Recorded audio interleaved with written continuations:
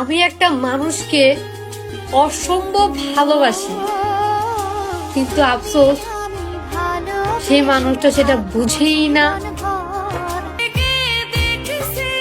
তুমি ছিলে আমার প্রথম ভালোবাসা, তোমাকে হারিয়ে আজ আমি অনেক বড় একা।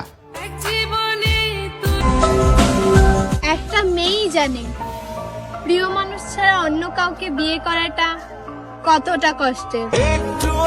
খুব ইচ্ছে করে তোমার সাথে মনের কথাগুলো শেয়ার করি, ভয় লাগে যদি বিরক্ত হও, তাই তো নিজে থেকেই আমি দূরে সরি।